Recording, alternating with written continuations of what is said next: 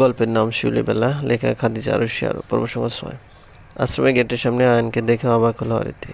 তবে নিজেকে স্বাভাবিক রেখে জিজ্ঞেস করলো, তুমি এখানে? আন্টি ঠিক আছে তো? আয়ন আমতা আমতা করে বলল, আজ তোমায় খুঁজতে তোমাদের বাড়ির সামনে গিয়েছিলাম, তখন অতসীর সঙ্গে দেখা হয়ে গেছিল। মনে হয় বেশ রাগ করেছে। অরিত্রি কিছু বলল না, কেবল নীরবে আয়নের মন বোঝার চেষ্টা করলো। বেশি কিছুক্ষণ নীরবতার পর জিজ্ঞেস করলো, আপুকে এখনো ভালোবাসো? আয়ন কোনো প্রকার ভনিতা না করে উত্তর দিল, হ্যাঁ ভালোবাসি। অতসী আমার প্রথম প্রেম, তাকে ভুলে যাবার সাধ্য আমার নেই। কিন্তু কিন্তু অতসীর কাছে সম্পর্কের চেয়ে তার কেরিয়ার বড়। ওর আর আমার কোনো ভবিষ্যৎ ছিল না, আর না কখনো হতে পারে। আমাকে এভাবে জীবন পার করতে হবে। তোমার বোন আমার জীবনটা শেষ করে দিল। অরিত্রি আয়ান আর অতসীর ব্যাপারে বিস্তারিত না জানলেও ওর ধারণা যেহেতু সম্পর্কটা অতসী ভেঙেছে, সেহেতু দোষটা তারই। কিন্তু নিজের বোন বলে কিছু বলতে পারে না সে। আরও কিছুক্ষণ নীরবতার পর আয়ান বলল, আমি ঢাকা ছেড়ে চলে যাচ্ছি অরিত্রি। কিছুটা অবাক হলো অরিত্রি। ক্ষীণ স্বরে জিজ্ঞেস করলো, কোথায় যাচ্ছ আয়ান? বরগুনা। অনেক চেষ্টার পর এই চাকরিটা পেয়েছি। পোস্টিং যেখানেই হোক চাকরিটা আমাকে করতে হবে। তবে মাকে ছেড়ে যেতে কষ্ট হচ্ছে। আন্টিকে কে দেখবেন? তুমি চলে গেলে তো আন্টি একদম একা। আমার এক খালাতো বোন আছে, নাম মিতালি। ওর স্বামী মারা গেছে 2 মাস হলো। এখনই শ্বশুরবাড়িতে কথা শুনতে হচ্ছে। তাছাড়া তাছাড়া বাচ্চাও নেই যে শ্বশুরবাড়িতে খুঁটি মজবুত হবে। ওই বাড়িতে থাকতে চাচ্ছে না ও। আমি মায়ের কাছে এসে থাকার কথা বলতেই রাজি হয়ে গেল। বুঝতেই পারছো, যখন যাবার কোনো জায়গা থাকে না তখন সব কিছুতেই রাজি হতে হয়। সম্মতিসূচক মাথা নাড়ল অরিত্রি। তারপর বলল, টাকা পয়সা কিছু আছে? বরগুনা যাবে যে, থাকবে কোথায়? আমার এক বন্ধু আছে, বরগুনায় থাকে। ওর বাড়ির ছাদের ঘরটা ফাঁকা, তো সেখানে উঠছি আপাতত। অগ্রিম কিছু দিতে হবে না, প্রথম মাসে বেতন পেয়ে ভাড়া দেব। আয়ান নিজের পায়ে দাঁড়ানোর চেষ্টা করছে।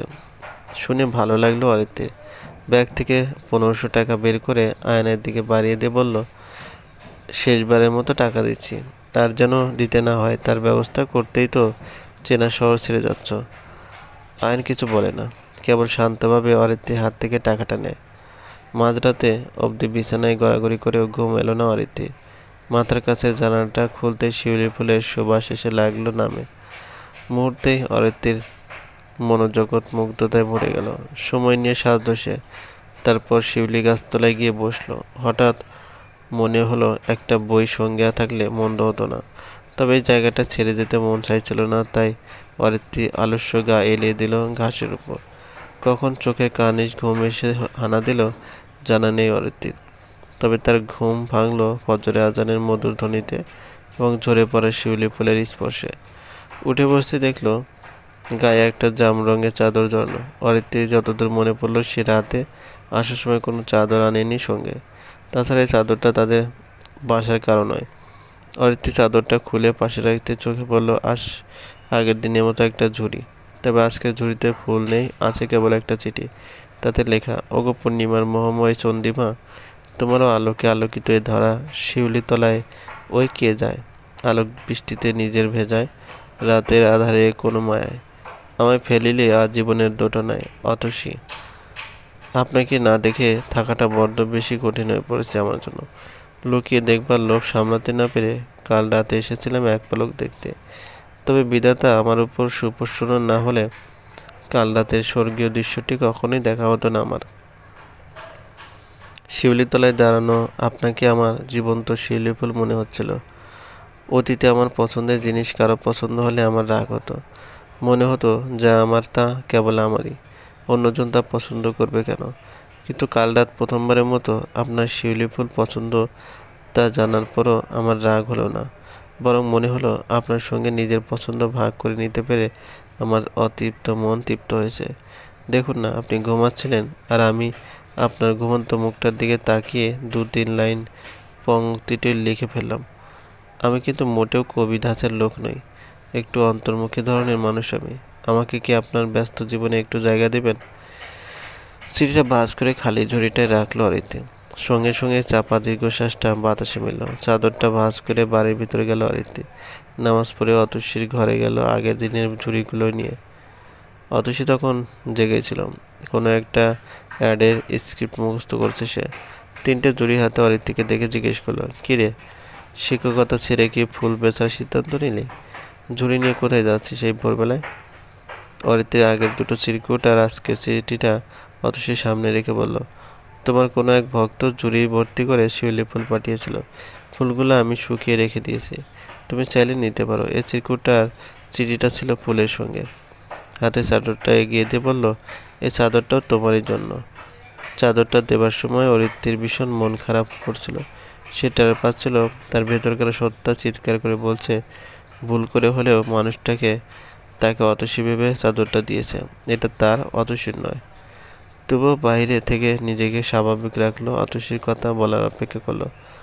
স্ক্রিপ্ট থেকে মুখ তুলে অতসী অরিত্রীর দিকে পূর্ণ দৃষ্টি ফেললো। এবার শান্ত স্বরে বলল, আমি প্রতিদিন কত কতই উপহার পাই, তুই জানিস? তোর তো সে সম্পর্কে ধারণা অবধি নেই। আমার উপহার পাওয়া ডায়মন্ডসের কতগুলো জানিস? সে আমি কিনা সস্তা কতগুলো ফুল আর চিঠি গ্রহণ করব? শোন, এরপর থেকে এসব উপহার আসলে ফেলে দিবি। যে আমাকে ওই টোকানো শিউলি ফুলের মতো সস্তা পাবে, তার প্রতি আমার বিন্দুমাত্র আগ্রহ নেই। অরিত্রী কিছু বলো না। জিনিসগুলো নিয়ে বের হবার জন্য পা বাড়ায়। অতসী আবার বলে, তোর তো আমার অন্যের জিনিসে নেওয়ার অভ্যাস আছে। তাছাড়া তোর মন তো সস্তা জিনিসে ভরে যায়। চাইলে এই সস্তা লোকটাকেও নিজের জন্য রেখে দিতে পারিস, হয়তো তোদের মন মানসিকতা মিলে যাবে। কথাটা বলে হাসলো অতসী। অরিত্রী কিছু না বলে নিজের ঘরে চলে গেল। সকাল সকাল কোনো ঝামেলা করতে চায় না সে। নিজের ঘরে এসে অরিত্রীর মনে হলো তার বুক থেকে অনেক বড় বোঝা নেমে গেছে। অতসী বেনামি চিরকুটটা তাকে চায় না, তার মানে সে প্রতিদিন চিরকুটগুলো নিতে পারবে। তবে মনে মনে কষ্ট পেল মানুষটার জন্য। অতসীর কারণে মানুষটা কষ্ট পাবে। অতসীর লোকটাকে সস্তা বলাতে অরিত্রীর ভীষণ খারাপ লেগেছে। কেউ ফুল ভালোবাসলেই সস্তা হয়ে যায় নাকি? হঠাৎ অরিত্রীর মনে হলো, যদি সত্যি এই মানুষটাকে সে নিজের জন্য রেখে দিতে পারত, তবে নিশ্চয়ই সে রেখে দিত একে নিজের কাছে, যার চিন্তাধারা এত সুন্দর যে ঘুমন্ত অরিত্রীকে পেয়ে কোনো অসভ্যতা না করে কবিতা রচনা করে সে আর যাই হোক সস্তা মানুষ হতেই পারে না। অরিত্রী সিদ্ধান্ত নিল, কখনো এই লোকটার মুখোমুখি হলে সে বলবে, আপু আপনাকে ভালোবাসে না, তবে আমি আপনাকে ভালোবাসি। আমাকে সেদিন রাতে শিউলিতলায় ঘুমন্ত অবস্থায় দেখে আপনার শিউলি ফুল বলে ভ্রম হয়েছিল। আপনি কি আমাকে আপনার জীবনে বৃক্ষের শিউলি ফুল হবার সুযোগ দেবেন? হঠাৎ নিজের চিন্তায় নিজেই অবাক হলো অরিত্রী। তার কেন হঠাৎ মনে হলো যে সে চিঠিদাতাকে ভালোবাসে।